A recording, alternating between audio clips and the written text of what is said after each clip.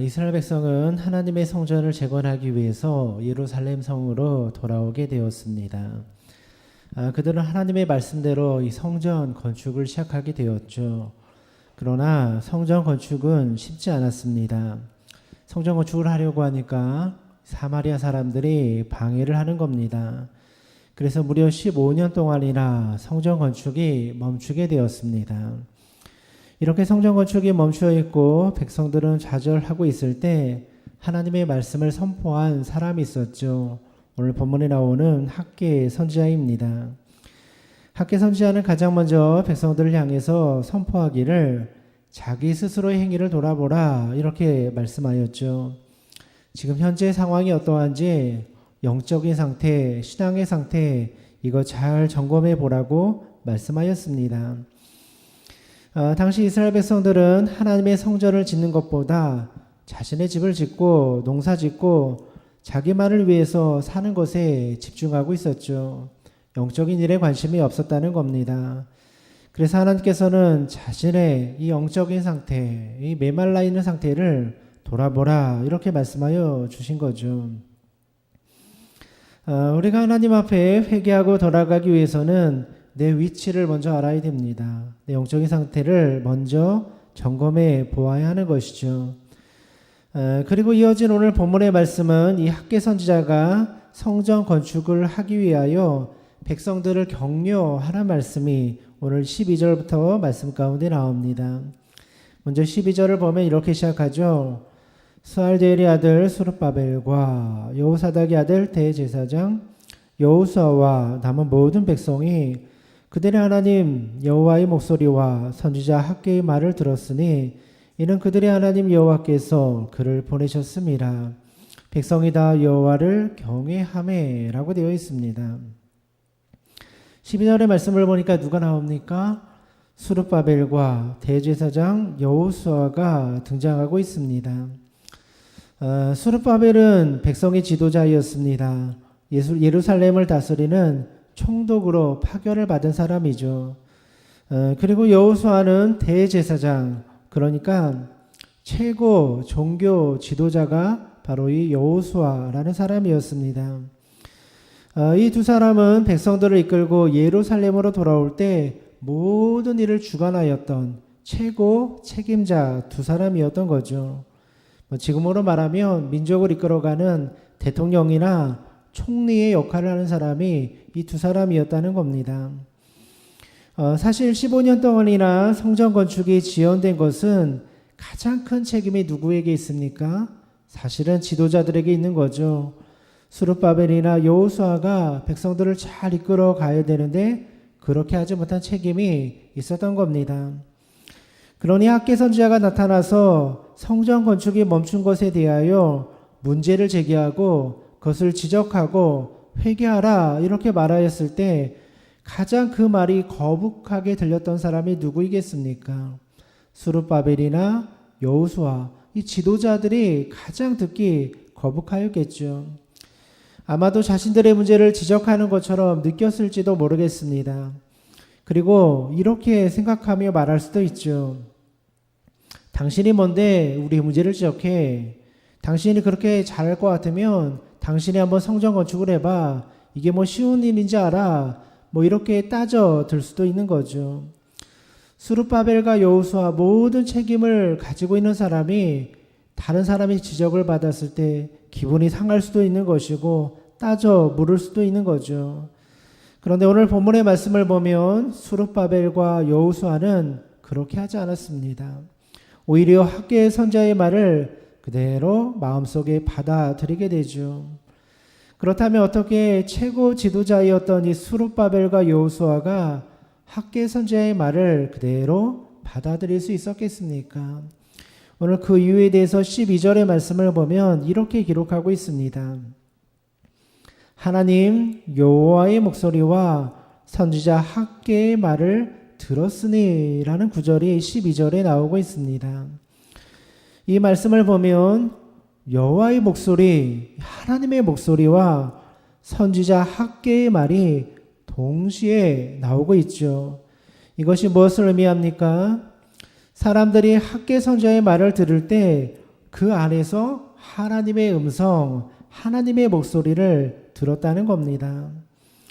또 다르게 표현하면 학계 선자의 말을 할 때 그 말 속에는 하나님의 목소리, 하나님의 음성이 함께 들어 있었다라는 거죠. 이것은 매우 중요한 의미를 가지고 있습니다. 누군가가 하나님의 말씀을 선포할 때, 선지자나 목회자나 복음 전도자가 하나님의 말씀을 선포할 때 그 말씀을 통해서 영향을 받는 사람이 누구입니까? 그 말씀이 하나님의 말씀이고 그 안에 하나님의 목소리가 담겨져 있다라고 믿고 받아들이는 사람이 그 말씀을 통하여 영향도 받는 것이고 변화도 받을 수 있는 겁니다. 만약에 사람들이 학계 선지자의 말을 무시하였다면 학계 선지자의 말을 마음에 받아들일 수 없는 거죠. 당신이 뭔데? 당신이 똑같은 사람인데 하나님의 말씀을 전해? 이렇게 무시하였다면 절대로 그 안에서 하나님의 음성, 하나님의 메시지를 들을 수 없는 거죠. 삶의 변화도 나타날 수 없고 회개의 역사도 나타날 수 없는 겁니다. 오늘 우리가 하나님의 말씀을 들을 때도 이 말씀이 하나님의 말씀이다 인정하고 듣는 사람에게는 은혜가 되는 거예요. 그 안에서 하나님의 목소리, 하나님의 음성이 들리게 되는 거죠. 예수님 시대의 바리새인들을 보십시오. 예수님이 누구입니까? 하나님의 아들로 이 땅에 오신 분이죠. 그러니까 하나님과 동등된 분이십니다. 예수님의 말씀은 즉 하나님의 말씀과 동일한 거예요. 예수님이 말씀하는 것은 하나님이 말씀하는 거죠. 그런데 그 말씀을 듣는 바리새인들은 어떻게 들었습니까? 예수님을 인정하지 않은 거예요. 예수님을 그냥 목수의 아들로만 생각하고 예수님을 무시하였던 거죠. 그러니까 예수님의 말씀도 무시하게 되었고 그 말씀 속에서 하나님의 음성, 하나님의 인도하심을 전혀 받을 수가 없었던 거죠. 이렇게 예수님 자체를 인정하지 아니하니까 그 안에 있는 하나님의 말씀도 들리지 않더라는 겁니다. 하나님의 말씀은 그 말씀을 인정하고 믿고 받아들이는 사람에게만 유용한 거죠. 그래서 믿음이 없는 사람은 아무리 하나님의 말씀을 들어도 하나님의 음성이 들려와도 크게 귀에 들리지 않는 겁니다. 똑같은 말씀이 선포되어도 똑같은 말씀을 전해도 그 말씀의 권위를 인정하는 사람에게는 은혜가 되는 거예요. 그러나 반대로 그 말씀의 권위를 인정하지 않는 사람에게는 전혀 은혜가 되지 않는 거죠. 그냥 소음에 불과한 것입니다.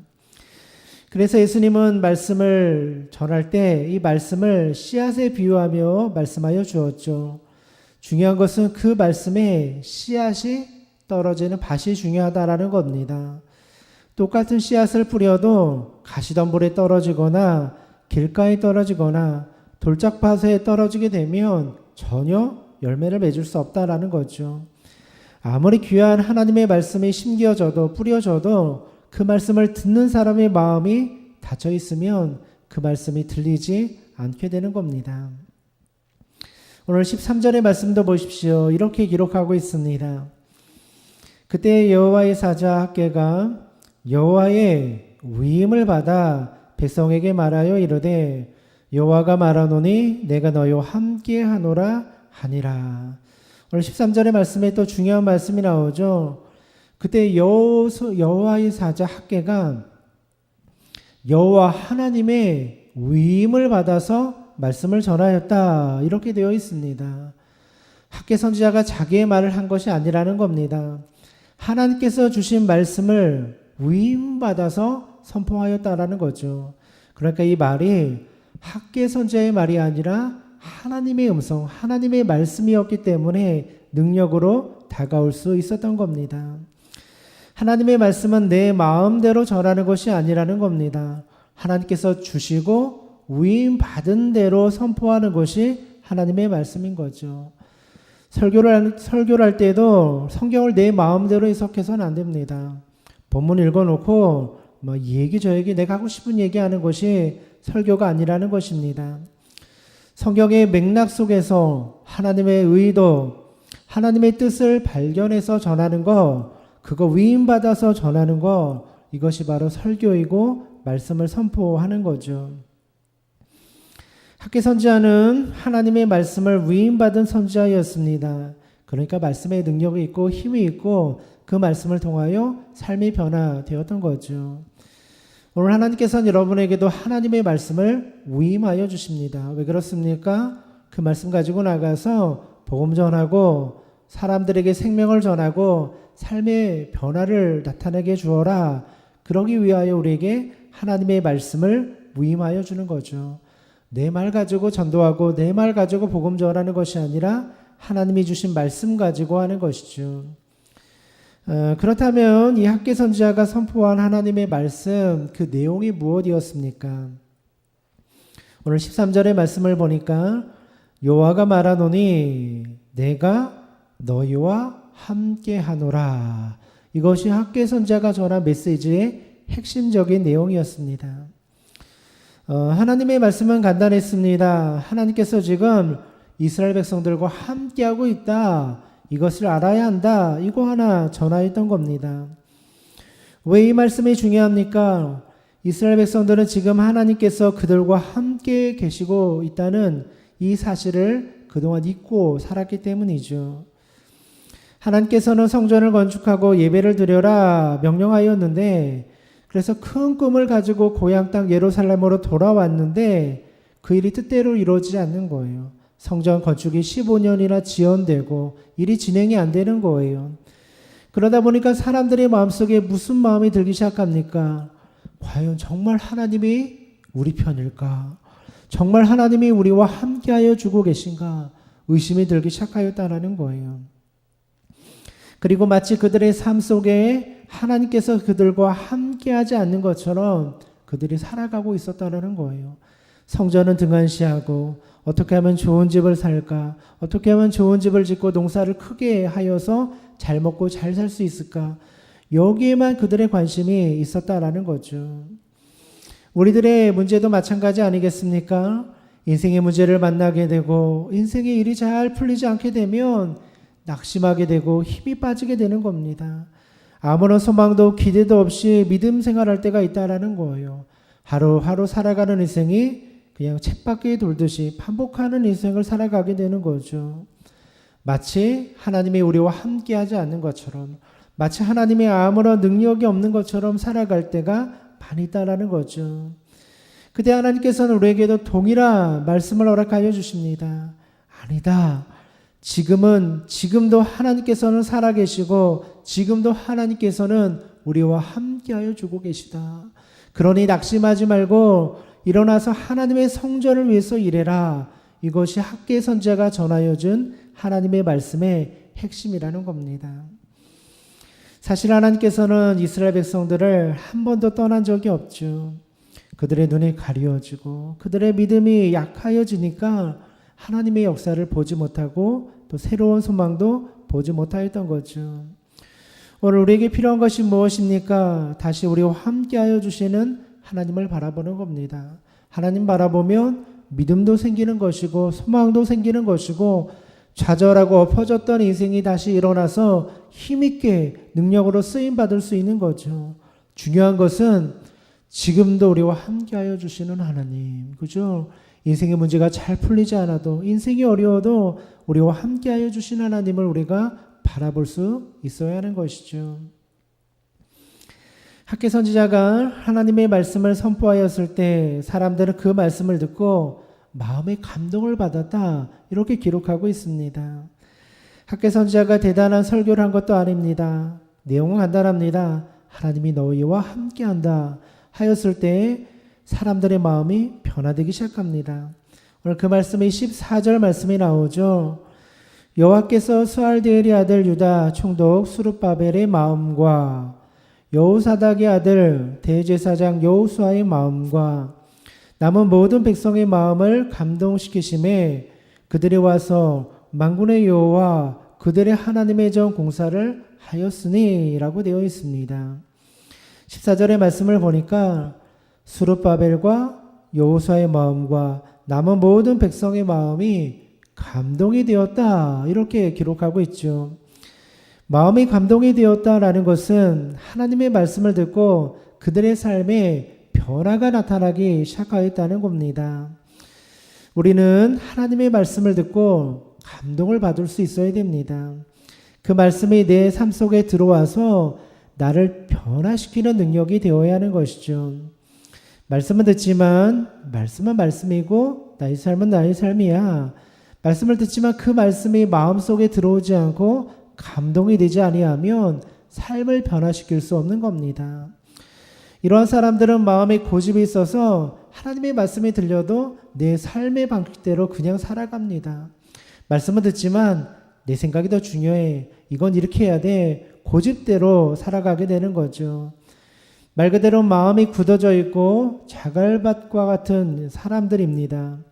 우리는 마음이 부드럽고 온유하여서 하나님의 말씀을 들으면 감동이 되어야 하는 것이죠.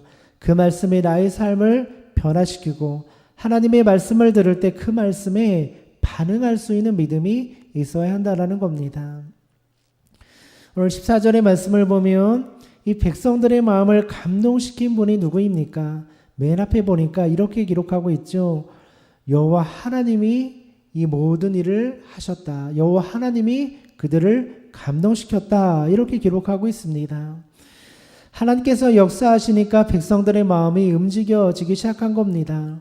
지금으로 말하면 성령이 임하여서 그들의 마음속에 감동을 주었다는 거죠. 말씀을 통해서 감동을 받는 사람은 구체적으로 삶이 변화되기 시작합니다. 오늘 수르발벨과 여호수아 그리고 하나님 앞에 믿음으로 남아있는 백성들이 감동을 받은 다음에 그 다음 무엇을 합니까? 14절 마지막에 보니까 그 즉시로 하나님의 성전을 건축하기 시작하였다. 이렇게 기록하고 있습니다. 하나님의 말씀에 귀에 들어오고 마음이 감동이 되니까 하나님의 말씀대로 순종하면서 삶이 변화되기 시작하더라는 거예요. 그동안 하나님의 성전을 짓는 거 15년 동안이나 손 놓고 있었습니다. 마음이 감동되니까 그 즉시로 일어나서 성전 건축을 시작하더라는 겁니다. 여러분, 마음이 감동이 되는 사람은 그 즉시로 몸이 움직여지고 삶의 방향이 바뀌어지는 겁니다. 그래야지만 믿음이 열정적으로 뜨거워지고 또 믿음이 자라기 시작하는 거죠. 하나님의 말씀을 듣고 감동을 받았으면 뭐라도 시도하고 도전하고 새로운 일을 시작해야 되는 거죠. 만약에 하나님 말씀 듣다가 막 감동이 오는 거예요. 하나님의 말씀을 전하고 전도를 해야 되겠다. 그러면 그 즉시로 나가서 복음을 전하고 전도지도 돌려보고 전도도 해보는 거예요. 그러면 우리 믿음이 성숙하고 강해지는 거죠. 마음에 기도 좀 해봐야 되겠다. 마음에 감동이 오면 그 즉시로 기도를 시작하는 거예요. 그날 저녁부터라도 하나님 앞에 매일같이 기도를 시작해보는 거예요. 그 순종의 삶을 통하여 삶이 변화되고 놀라운 믿음의 성숙이 일어나기 시작하는 거죠. 하나님의 말씀이 진리라고 하는데 그 말씀 좀 내가 좀 깊이 묵상해봐야 되겠다. 그럼 당장 말씀 피고 읽어가기 시작하는 거예요. 시편부터 마태복음부터 쭉 읽어가면서 묵상해 보는 거예요. 바로 순종하고 시도해 보면 그 순종을 통하여 삶이 변화되기 시작하는 거죠. 오늘날 한국 사회를 보면 또 한국 교회를 보면 그 어느 때보다 말씀의 홍수 시대에 살아가고 있습니다. 너무 좋은 설교자도 많고 너무 좋은 설교도 많고 좋은 교회도 많이 있습니다. 얼마든지 좋은 설교, 얼마든지 좋은 말씀을 많이 들을 수 있는 좋은 환경 속에 살아가고 있습니다. 그런데 부족한 게 뭡니까? 순종의 마음이 부족하다라는 거예요. 사람들이 감동을 받지 않아요. 말씀을 들으면서 저 목사님 설교 잘하시네. 저 목사님 말을 참 잘하시네. 그런데 그 말씀에 감동을 받고 삶의 변화가 나타나지 않는 것이 문제라는 거죠. 오늘 이스라엘 백성들은 하나님의 말씀을 들었을 때 변화되었습니다. 15년 동안 정체되어 있던 성전 건축을 그 즉시로 시작하는 순종의 모습을 보여주었습니다. 오늘 여러분의 삶 가운데도 혹시 하나님의 말씀을 듣고 순종하고 변화될 삶의 모습이 있다면 여러분도 한번 순종해 보시기를 바랍니다. 순종하고 시도하고 그 말씀을 따라 한번 행해 보면 믿음이 이렇게 강해지고 성숙하게 되는 거죠. 사랑하는 성도 여러분, 하나님께서는 오늘 여러분을 향해서 말씀하여 주십니다. 하나님의 말씀을 들을 때 그 말씀을 하나님의 음성으로 들으시고 감동하시고 그 말씀을 통하여 날마다 변화되시는 우리 모든 믿음의 성도님들 되시기를 주님의 이름으로 축원드립니다. 함께 기도드리겠습니다.